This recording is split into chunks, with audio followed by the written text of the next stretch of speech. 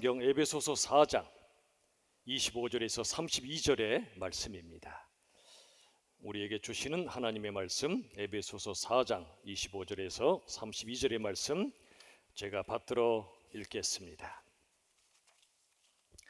그런즉 거짓을 버리고 각각 그 이웃과 더불어 참된 것을 말하라. 이는 우리가 서로 지체가 됨이라. 분을 내어도 죄를 짓지 말며 해가 지도록 분을 품지 말고 마귀에게 틈을 주지 말라. 도둑질하는 자는 다시 도둑질하지 말고 돌이켜 가난한 자에게 구제할 수 있도록 자기 손으로 수고하여 선한 일을 하라. 무릇 더러운 말은 너희 입 밖에도 내지 말고 오직 덕을 세우는 데 소용되는 대로 선한 말을 하여 듣는 자들에게 은혜를 끼치게 하라. 하나님의 성령을 근심하게 하지 말라.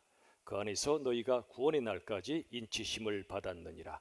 너희는 모든 악독과 노함과 분냄과 떠드는 것과 비방하는 것을 모든 악의와 함께 버리고 32절 우리 다 같이 읽겠습니다. 시작.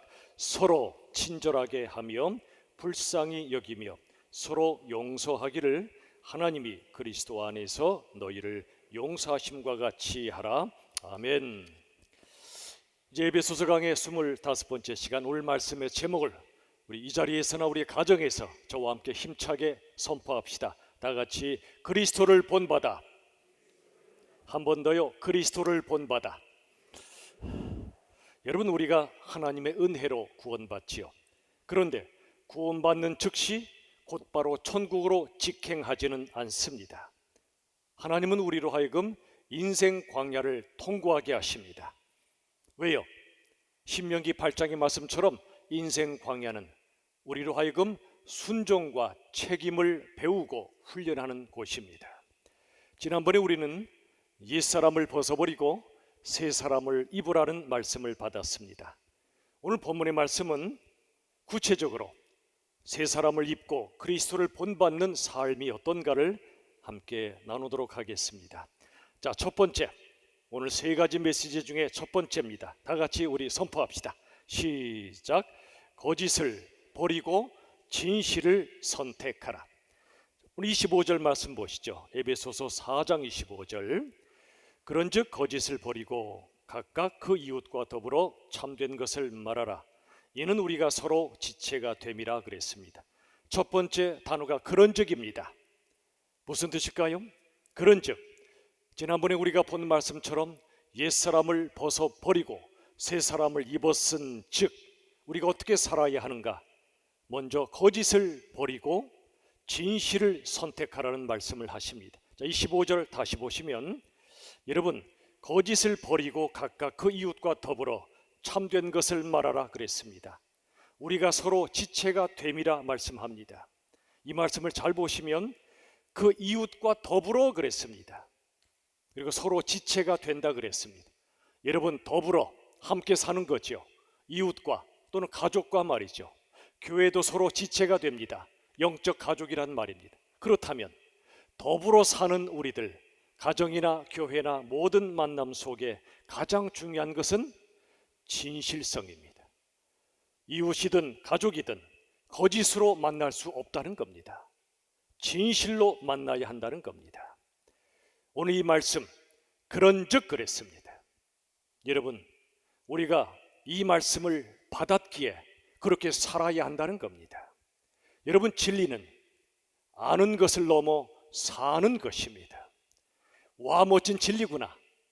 감탄으로 끝나지 않고 그 진리에 순종하는 삶으로 나아가라 말씀하십니다. 여러분, 우리 삶은 반드시 진리의 기반 위에 세워져야 합니다. 그리고 그 진리는 삶으로 나타나야 합니다. 이것이 하나님의 뜻입니다. 여러분, 우리가 거짓을 버리고 진실을 선택하기 위해서는 이러한 진리가 무엇인지를 깨달아야 합니다. 말씀의 진리 위에 우리의 삶을 세워가야 우리가 거짓을 이기고 진실한 삶을 선택할 수가 있습니다. 즉, 진실은 진리에서 나온다는 것입니다. 자, 요한복음 8장 32절 우리 같이 읽겠습니다. 시작. 진리를 알지니 진리가 너희를 자유롭게 하리라. 여러분, 이 땅의 모든 것 우리를 자유하게 못합니다. 내가 가지면 그 소유가 나를 오히려 속박합니다. 내가 소유한 것 같지만 실은 소유를 당할 때가 많아요. 그런데 진리는 우리를 자유케 합니다. 왜 그렇지요? 거짓은 어둠이지만 진리는 빛이기 때문에 그래요. 거짓은 사탄에게서 나오지만 진리는 하나님에게서 나오기 때문에 그래요. 그러므로 거짓은 사람을 속박하고 진리는 사람을 자유케 합니다. 거짓은 사람을 죽이지만 진리는 사람을 살리는 것입니다. 근데 안타까운 건 지금은 포스트 모더니즘 시대, 즉 상대주의 시대입니다. 상대주의 시대는 하나님의 절대 진리를 거부합니다. 하나님 없어 그렇게 믿으니 하나님의 절대 진리도 거부하는 거죠. 각자가 옳다고 생각하는 걸 진리라고 말합니다. 여러분, 이게 그럴싸하죠? 내게 옳은 게 진리다. 그런데 그게 아닙니다. 그럴 수가 없습니다. 여러분, 하나님은 진리의 하나님이시고요, 절대 진리는 분명히 존재합니다. 세상은 변해도 진리는 변치 않습니다. 상대주의 세상처럼 내가 옳다 생각하는 게 진리라면 어떻게 될까요?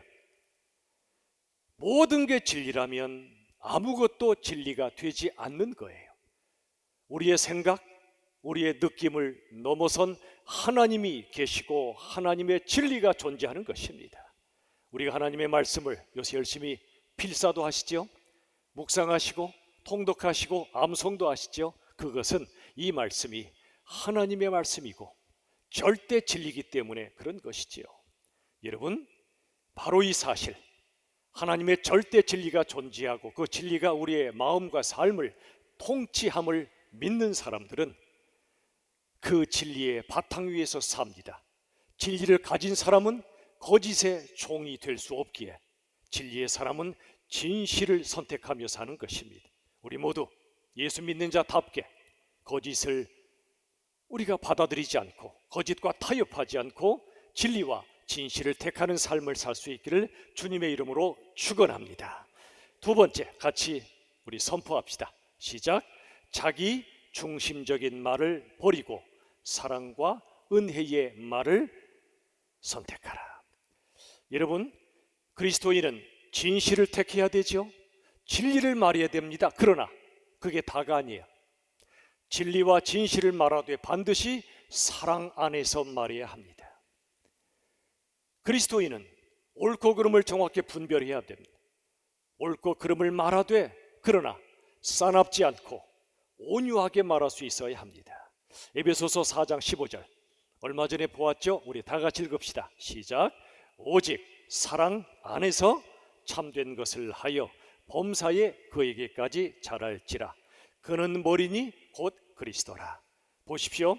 머리니 그리스도라. 그분에게까지 자라라.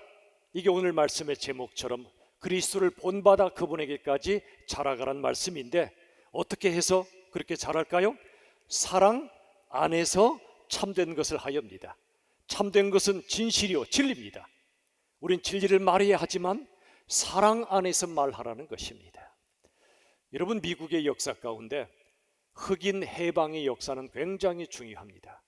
그런데 미국 흑인 해방의 역사 중에 링컨을 제외하고 아주 위대한 인물이 마르틴 루터 킹 목사님입니다. 그런데 그와 동시대에 살았던 한 사람이 있어요. 말콤 X입니다. 성이 알려지지 않아서 X라고 했어요. 이 사람은 폭력주의자였습니다. 흑인을 해방시키기 위하여 폭력으로 싸웠던 사람이죠.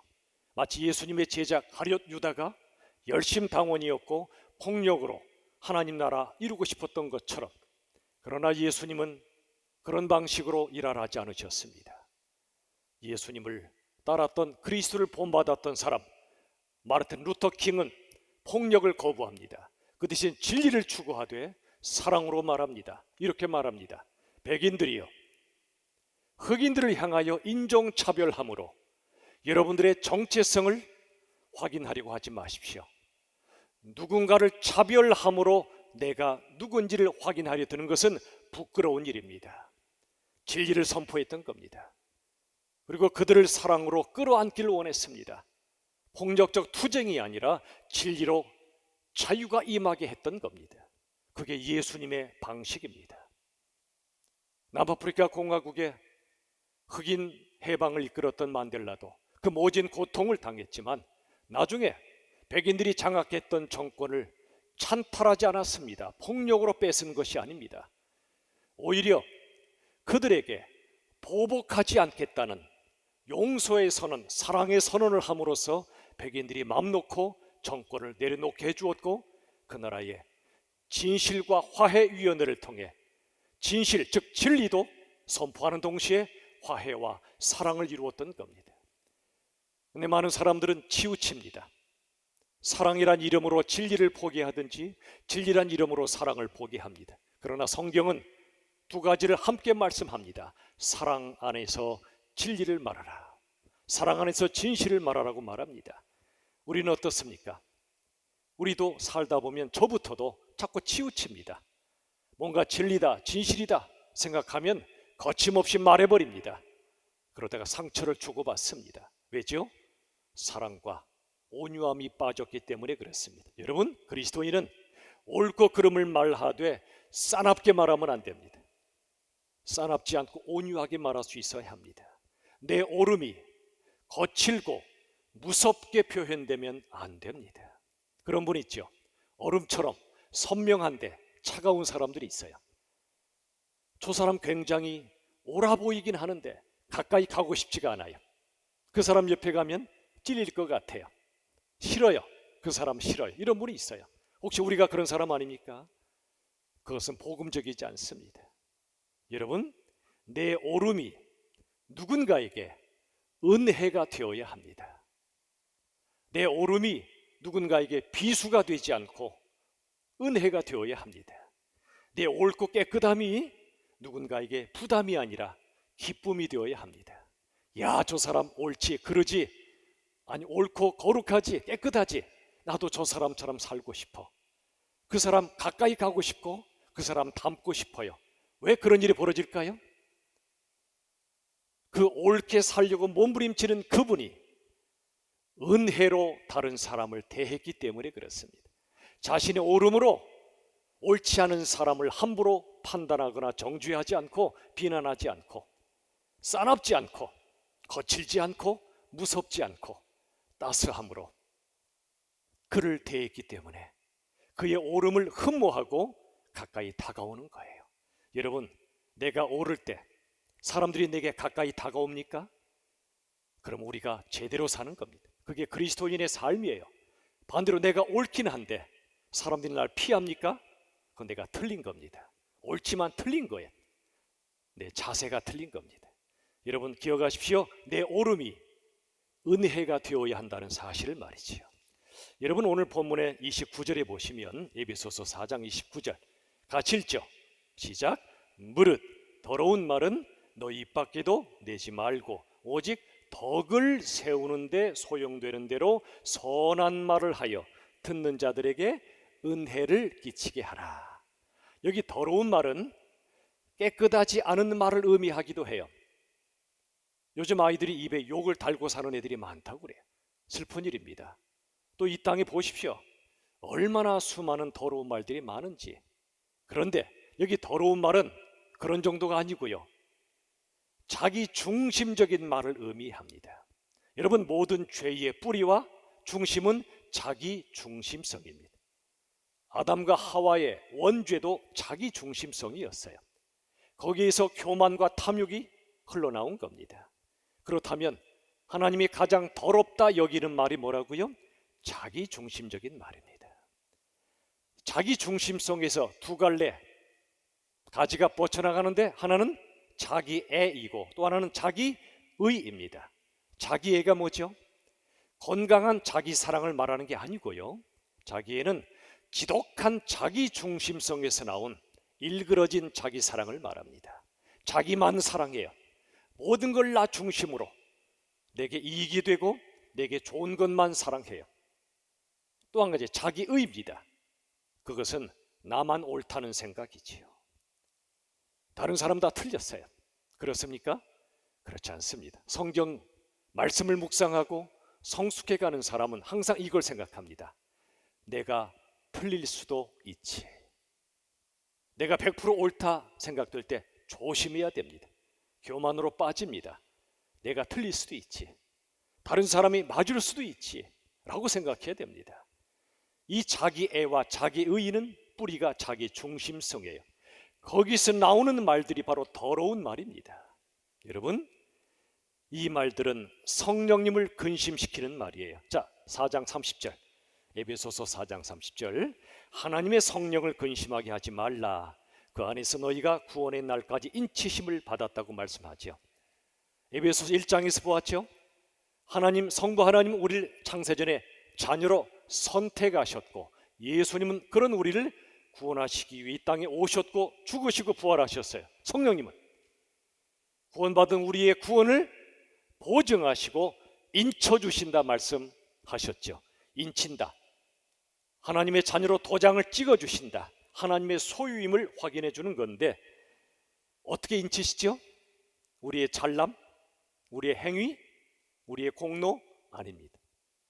하나님의 선택도 은혜고, 예수님의 구원도 은혜이고, 성령의 인치심도 100% 은혜입니다. 이 무한한 은혜로 도장 찍어주신 그 사실을 깨달은 사람은요, 성령을 근심시키지 않아요. 언제 성령을 근심시킨다고요? 더러운 말, 자기 중심적인 말을 할 때 성령님이 근심하세요.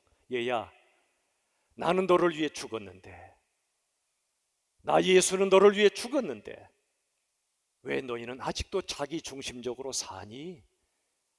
내가 다른 사람을 아프게 한 건 생각도 안 하고 다른 사람이 나를 아프게 한 것만 생각하니? 네가 다른 사람을 섬길 생각은 안 하고 다른 사람이 섬겨주지 않는다고 그러니 내가 근심이 된다. 내 속에서 예수의 성령이 근심하시는 거예요. 우리 그러면 안 된다는 거죠. 여러분, 자기중심적인 말을 버리는 것은 자기의 옳음을 은혜로 드러낼 때 가능합니다. 여러분, 하나님이 우리에게 기뻐하시는 것은 바로 이러한 모습이에요. 이게 그리스도를 본받아가는 겁니다. 세 번째, 같이 읽어보죠. 시작. 분노와 증오를 버리고 긍휼과 용서를 선택하라. 오늘 본문 4장 26, 27절 보시면, 분을 내어도 죄를 짓지 말며 해가 지도록 분을 품지 말고, 27절, 마귀에게 틈을 주지 말라. 여러분, 분을 내도 죄를 짓지 말라. 해가 지도록 격앙된 마음으로 잠자리에 들지 말라는 거예요. 풀고 자라는 거예요. 마귀에게 틈을 주지 말라, 마귀에게 문을 열어주지 말라, 그런 뜻이에요. 자, 그런데요, 여기 분을 내어도 죄를 짓지 말라, 무슨 뜻일까요? 여러분, 우리들은 분노해야 됩니다. 뭐에 대해서요? 불의한 죄악에 대해서. 불의한 죄악이 분명한데 분노가 없다? 이건 제대로 된 게 아닙니다. 여러분, 우리는 의로운 분노가 필요합니다. 이 땅에 죄가 얼마나 가득합니까? 그 죄가 우리의 영혼을 파괴하는데, 그 죄악된 세력이 우리 자녀들의 영혼을 파괴하는데 의로운 분노가 없다니요, 있을 수 없는 일입니다. 화가 나는 것 그 자체가 죄는 아니에요. 문제가 뭐죠? 언제 죄가 되죠? 그것은 그 화를 폭발시킬 때입니다. 화가 나는 건 괜찮아요. 잘못된 건 화가 나야 돼요. 나 자신에 대해서나 세상에 대해서나. 그러나 화를 폭발시키는 건 죄라고 성경은 말씀합니다. 여러분, 하나님께서는 그저 사랑의 하나님만이 아니세요. 공의의 하나님이시기 때문에 불의한 죄에 대해서는 분노하시는 겁니다. 자, 로마서 1장 18절, 하나님의 진노가 불의로 진리를 막는 사람들에 대해 나타난다고 말씀하세요. 하나님은 죄에 대해서 진노하시는 하나님이세요. 그리고 하나님만이 그 죄에 대한 심판자이십니다. 이게 중요해요. 우리도 하나님의 자녀이므로 죄에 대해서 하나님처럼 진노하고 분노해야 됩니다. 그러나 그 죄악에 대한 심판권은 하나님께만 있습니다. 원수도 우리가 갚으면 안 돼요. 보복하면 안 돼요. 하나님께서 살아계시고 심판하심을 믿어야 됩니다. 그때 우린 인내가 가능하고 그때 우리들은 온유함이 시작되는 겁니다. 여러분, 가끔 이런 분들이 계세요. 요한복음 2장 봐. 예수님도 성전에서 장사하는 사람들에게 엄청나게 혼내셨잖아. 그러니 나도 집에 가서 밥상 엎을래. 그러면 돼, 안 돼요? 예수님이 성전을 완전히 죄악의 소굴로 만드는 자들에게 분노를 표현하셨습니다. 그러나 예수님은 하나님이십니다. 그걸 우리가 잊으면 안 돼요. 하나님만이 심판권자입니다. 선악과를 따먹는 게 뭐라고 그랬죠?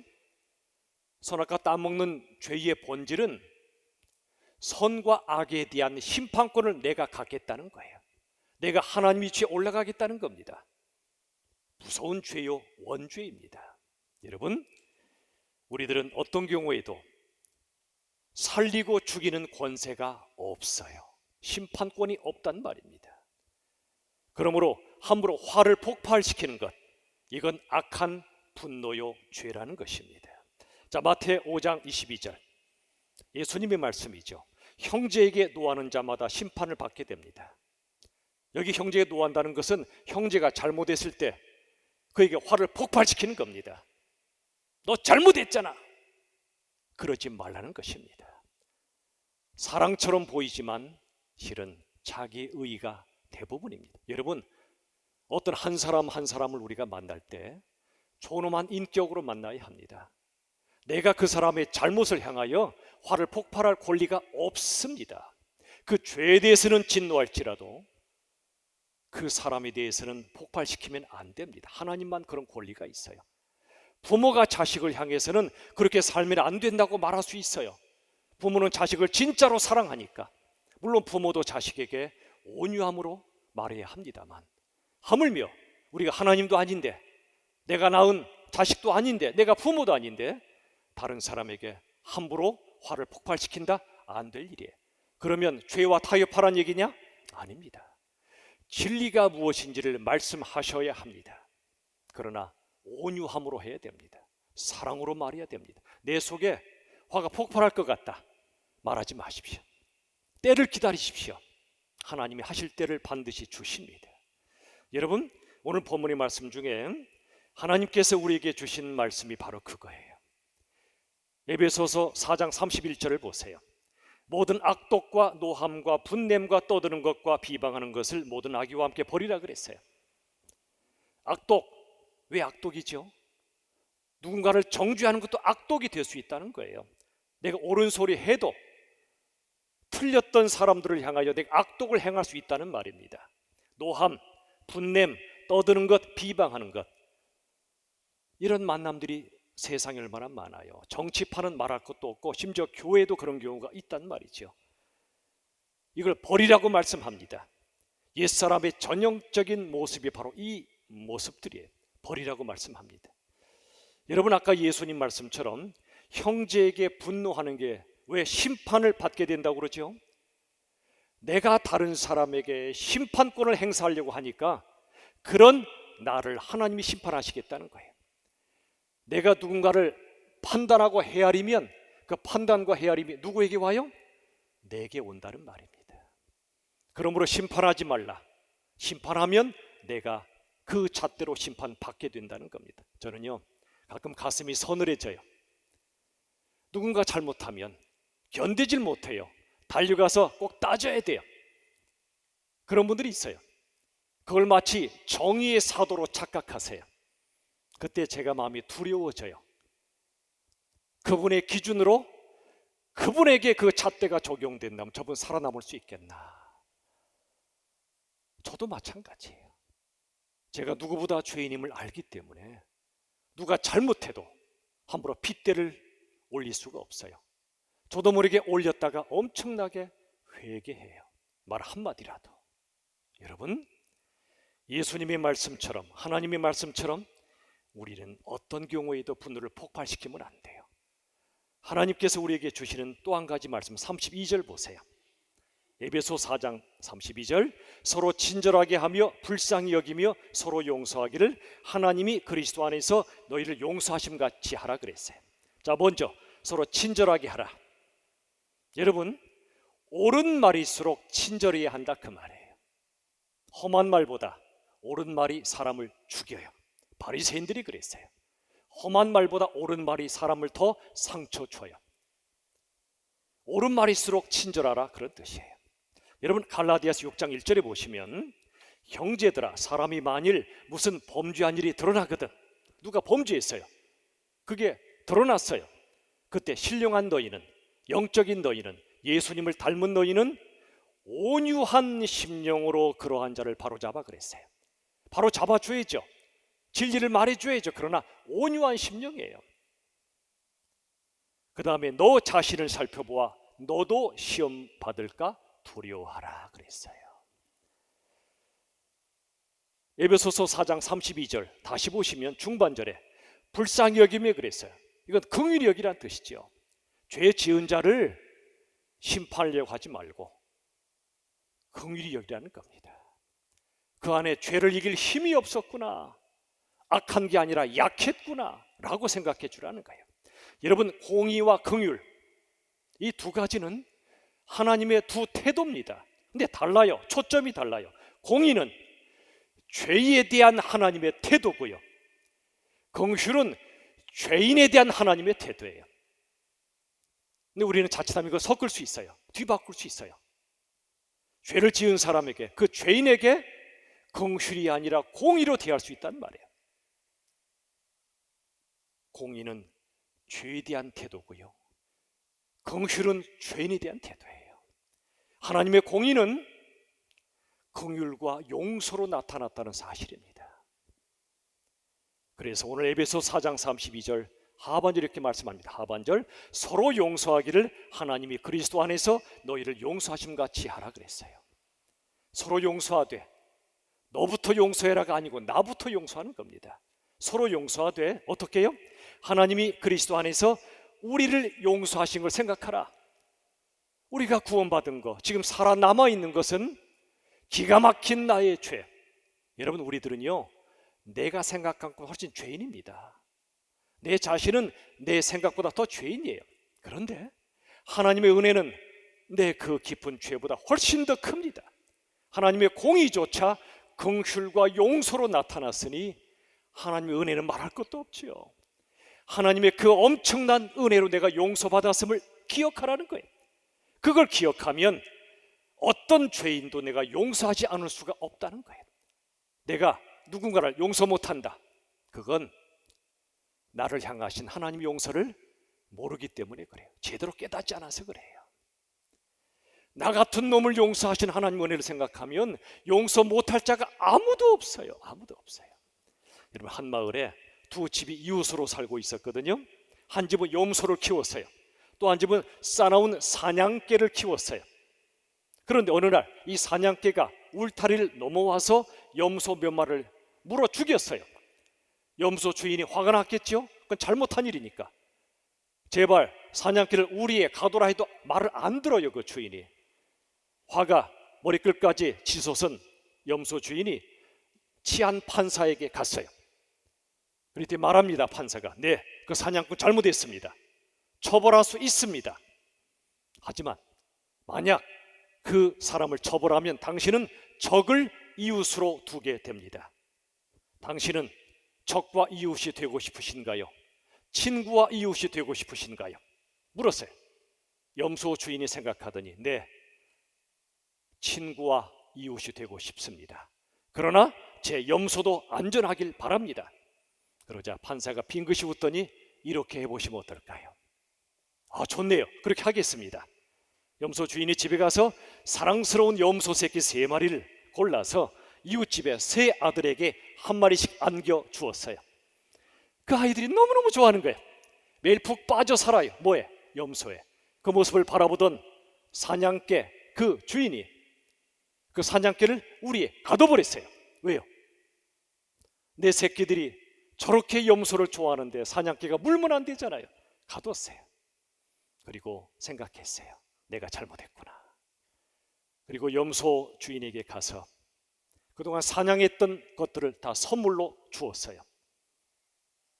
염소 주인도 가만히 있지 않고 사냥꾼에게 염소 우유와 치즈를 주었어요. 두 사람 어떻게 됐을까요? 평생 최고의 친구가 된 거예요. 이웃이 된 거예요. 여러분, 공의의 잣대는 하나님께 맡기세요. 우리가 죄는 분별하되 내가 그 죄를 심판하면 안 됩니다. 우리가 할 일은 오직 긍휼과 용서밖에 없습니다. 말씀을 맺습니다. 여러분, 가장 그리스도인다운 게 뭘까요? 그것은 완벽함이 아니고 용서하는 것입니다. 이 코로나 시대 하나님은 우리에게 그리스도인 다움을 회복하길 원하십니다. 그건 완벽함이 아니라 용서입니다. 이 다움을 회복하는 건 여러분 의무가 아니라 영광이에요. 해야 하니까 하는 게 아니라 예수님을 닮아가는 영광이란 말이죠. 우리 같은 사람들을 통해 예수님이 나타나는 굉장한 영광이란 말입니다. 예수님의 아름다운 십자가 사랑이 드러나다니 나를 통해 얼마나 영광입니까? 저 사람에게서 예수님이 보인다. 용서할 수 없는 사람도 용서하더라. 나도 저 사람처럼 예수 믿고 싶다. 그때 진짜 전도가 일어나는 겁니다. 그래서 여러분에게 우리 삶의 가장 중요한 목표를 제시하겠습니다. 말씀의 제목처럼 그리스도를 본받는 것. 내 집이 몇 평짜리가 되고 내 통장에 얼마가 쌓이는 것이 목표가 아니라, 내 자식이 어느 대학에 가고 연봉 얼마짜리 회사 다니는 게 아니라, 나와 우리 자녀들이 가장 중요한 목표의 목적은 그리스도를 본받는 것. 그래서 여러분에게 한 권의 책을 소개합니다. 토마스 아 캠피스의 그리스도를 본받아. 이미 읽으신 분이 계십니까? 또 읽으십시오.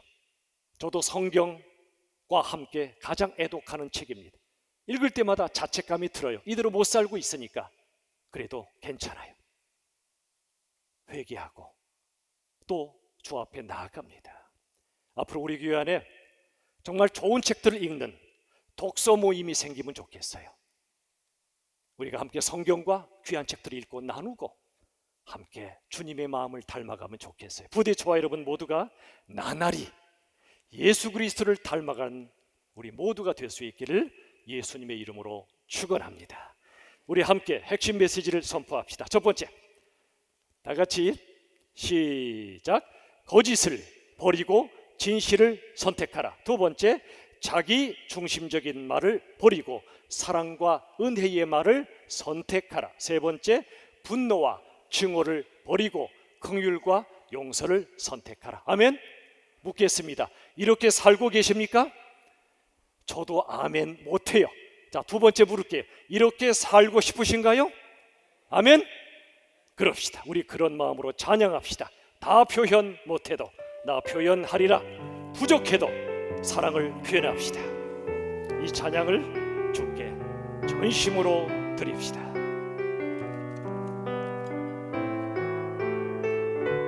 기쁨으로 찬양합시다.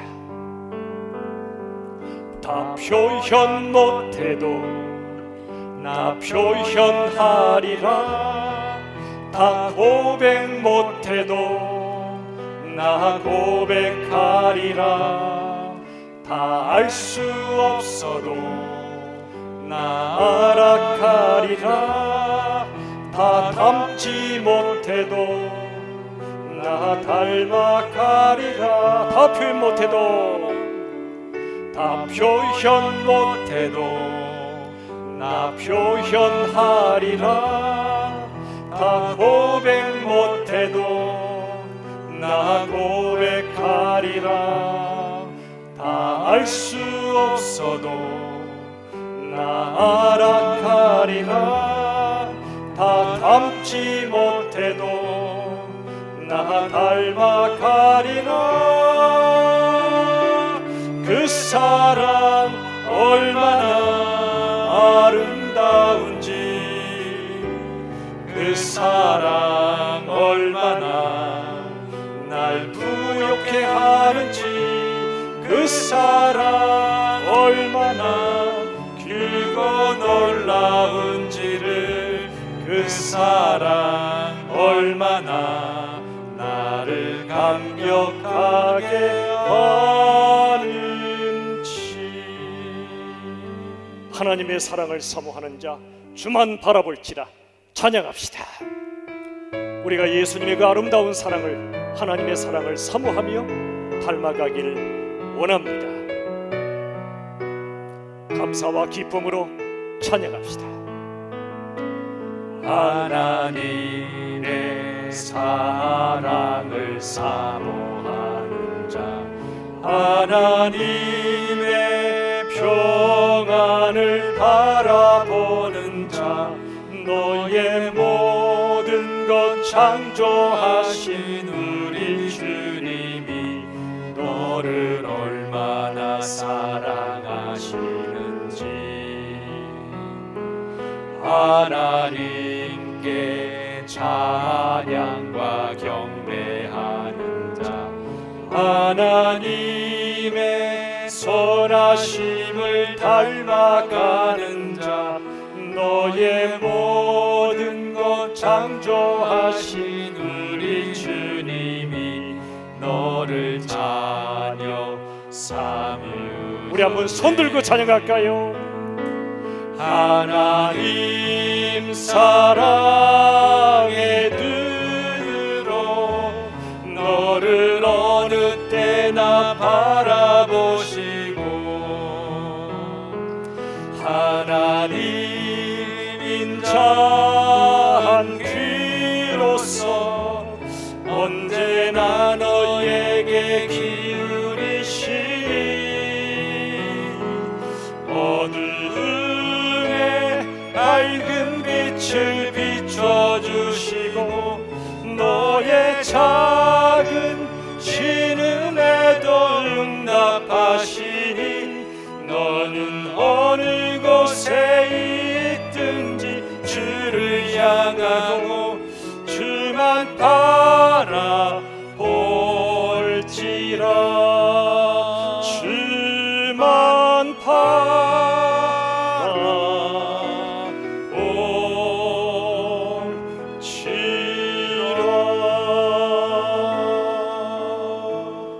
우리 시간에 합심하여 마음 모아 기도하기를 원합니다. 두 가지의 제목을 함께 나누지.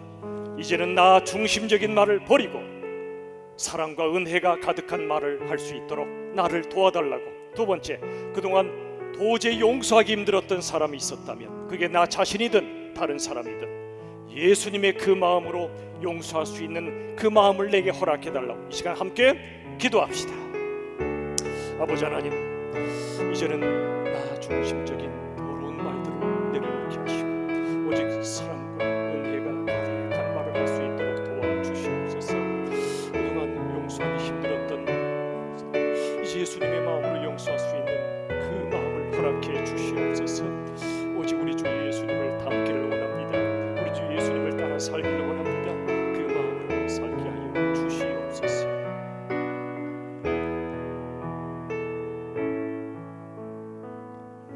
아버지, 참 감사합니다.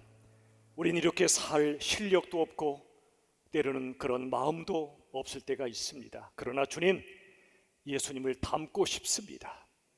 거짓을 버리고 진실을 선택하고 자기중심적 말을 버리고 사랑과 은혜의 말을 선택할 수 있도록 도와주시옵소서. 더 이상 분노와 증오가 내 마음을 사로잡지 않게 도와주시고 예수님처럼 긍휼과 용서를 선택하도록 도와주시옵소서. 살고자 하나 살지 못하는 우리들을 불쌍히 여겨주시고 우리 안에 살아계신 성령 하나님께서 그렇게 살 수 있는 마음과 힘을 허락하여 주시옵소서. 예수님의 이름으로 간절히 기도하옵나이다. 아멘. 모두 함께 일어나 주의 기도로 찬양드리며 봉헌하겠습니다.